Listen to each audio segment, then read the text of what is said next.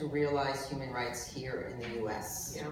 And that is going to require educating more of us about that, which Loretta and I discussed earlier today. That we've had this body of rights that haven't all been ratified by the United States. Human rights abuses happen outside of our borders, but we know that's not true. But the more people are made aware that this is what's central to the framework is a recognition of human rights, and that is a part of healthcare, it's a part of birthing, but it's also all the things that Tony just mentioned. And we can step in at any point to step it up. And that requires all of us to take on that responsibility collectively. And it doesn't mean just being siloed within, this is what I'm focused on, or this is what's important to me from where I stand. Because if we don't collectively address this, and that's why reproductive justice has been expansive, it really challenged the false binary between pro-life and pro-choice. We are, pro-life when we are pro-choice.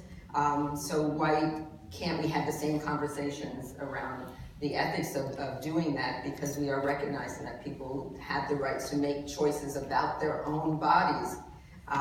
And that may seem simple, but it translates into so many policies that we need to, more than policies, it's a transformation of how people relate to one another and think about what's important to them. And then people will mobilize. But first we have to have the conversations. And we hope that this book, this volume, that people will enter it from any point and be able to use it to speak to themselves, but also to speak to others about what we're all gonna do. Because if we don't all step up, I don't think we have a magic bullet. We're gonna have to create that together.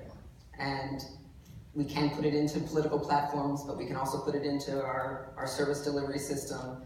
We can put it into policy making, and it has to be all of that, all at once. And even how we take care of ourselves. The one thing we didn't talk about tonight is that the reproductive justice framework did introduce this idea of self-care. And a lot of times we're not talking about going out for manicures and massages. We are talking about really collective community care and being able to have real conversations with ourselves about what we need to change to be well, and then having those conversations with others so that we can get there together.